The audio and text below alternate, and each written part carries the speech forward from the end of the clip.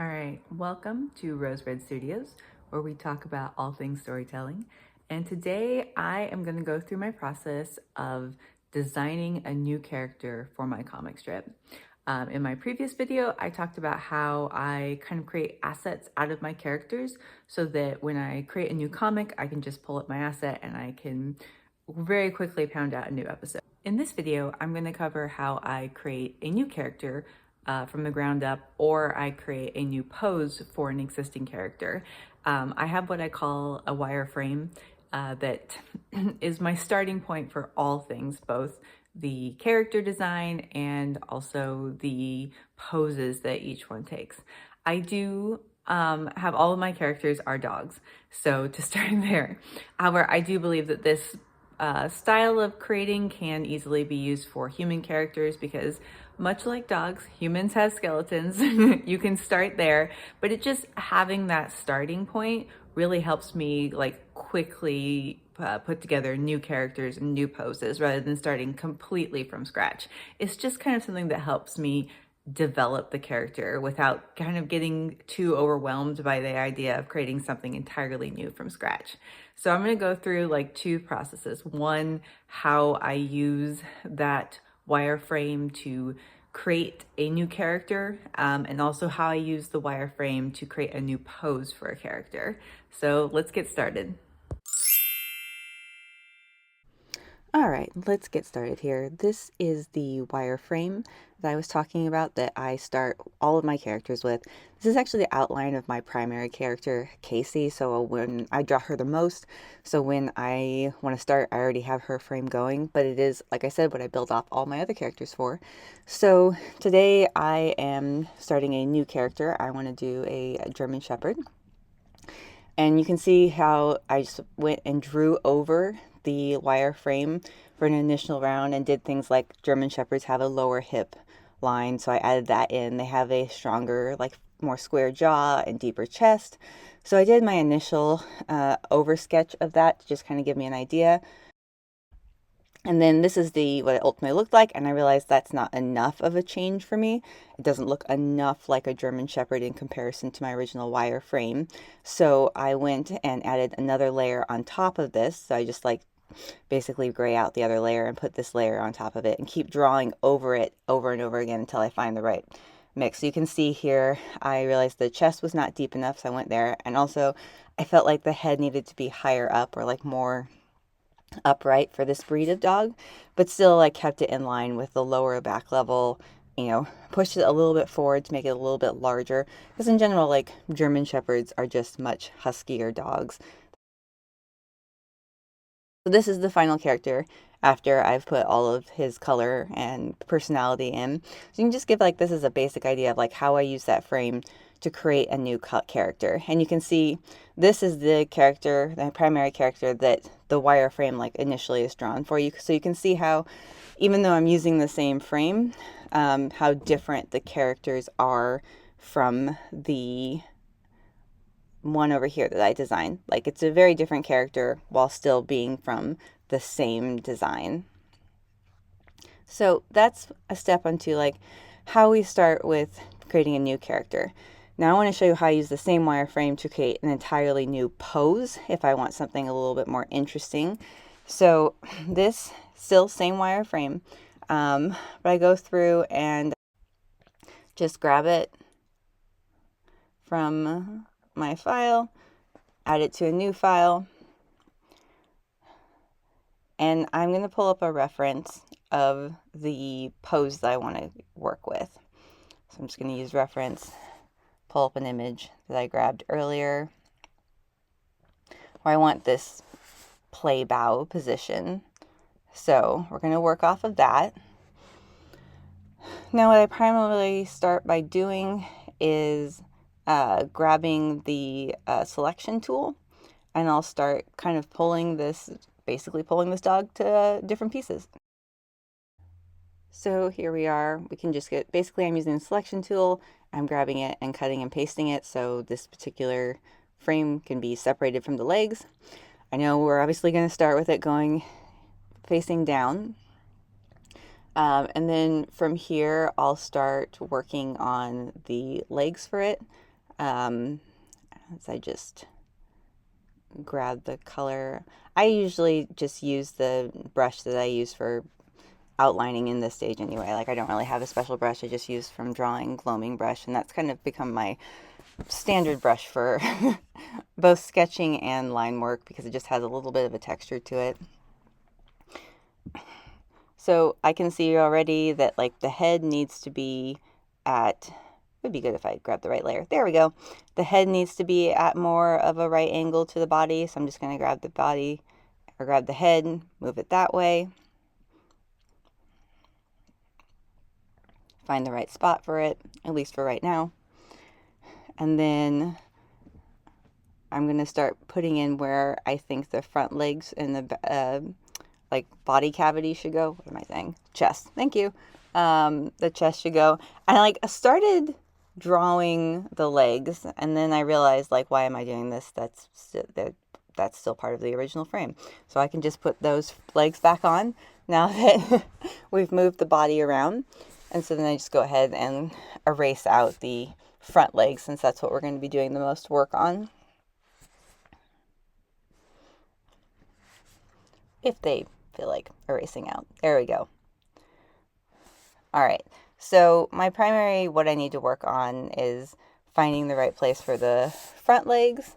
And I'm going to like draw it in like start with the wireframe feel that I had for the original one, which this is actually based on an animation frame that I got watching a YouTube tutorial on drawing cartoon dogs. Someone had uploaded a basically a class that a Disney animator did, where he basically showed how he put together a dog frame for the Fox and Hound film. And so I had been practicing with that frame, and I just decided to like use it to build all of my characters off of, because it's based on like basically where the dog's joints, you know, you want to like establish that. And this thing can also, like I said, work for humans. Humans are the same thing. We have a wireframe too. It's just our skeleton. I know a lot of people who are working with human characters use models. I have worked with the models before, and there's just for me a learning curve that I get frustrated very quickly with it. And so I'd rather work from my own like sketched out skeletons and just manipulate them from there. And, you know, I'm sure if I took the time to put into learning how to use the models correctly, that would also be a very like functional way of handling this, of designing new characters. Because I know a lot of people who use those that really works for them. For me, it's just I've developed this frame and I've used it over and over again to make like 15 different breeds at this point. And so this is what works for me. It makes it pretty quick and easy because comic characters are kind of an unusual art form in that speed is really important to the process. A lot of art forms, like saying you're going to try to do something quickly, is almost considered kind of a negative. But with comics, like you need to be able to create comic characters and comic strips quickly because you need to produce quite a lot in order to just make it an effective use of the medium. And so for me, like finding as many processes that work quickly as possible are really important. So this particular like method of designing new poses might not work for you, but I would definitely say find a process that works for you instead of trying to like recreate the wheel every single time you need to do something. The more things you can make a process out of, the quicker you can do things. And even this, like, I'm being overly fussy, and I like when I went back and watched this video, I was like, oh, I need to like scale down on the amount of fuss I'm doing over this, because I did like fuss a ton of times over where the front paws were going, and I think I just needed to commit a little bit quicker to that. I mean, ultimately I like what I came up with, but you know, this sort of practice actually is good for me because I can identify like, okay, where am I like just spending way too much time, and where do I need to like build confidence in to like can do this quicker, or where do I need to like address a like a lacking skill that's taking up my time. So this was good. This will let me know like, wow, I am fussing way too much about stuff and I need to just do it. So yeah, this is just kind of the fussy stage of trying to figure out where different elements of the dog goes. And I will I will get to the phase where I'm satisfied with the front arms. Although right now, like I can immediately notice like, oh, they're too long. So I'm just gonna, again, use the selection tool, grab the arm, and just move it back that way rather than erasing it and redrawing it. The more things you can do to avoid erasing and redrawing, the better, because that really helps with time management. Obviously, I'm going to go over and do a new line work on this. Like, this is just the under sketch that I'm developing, and I'll do clean line work for it. And also, like, this is a basically an asset character I'm creating for future comics. So I'm going to create this character to be used over and over again. So when I go to put him in a strip, I'll probably adjust his expression or make minor changes to the character as well. So this is not, I know, like 100% finalized character, but this is like establishing what the position will be, in essence, is where I'm going for, is trying to make sure that that position is as close to looking correct as possible. Because I'm not doing like photorealistic drawings, obviously, you can tell that. But even if you're doing something that's more cartoony, you do have like a certain level where you want it to look correct, because otherwise people are going to get hung up on how it's not correct rather than just moving to the story with you. So we're going to just do a few more details here just to shave it in the right direction.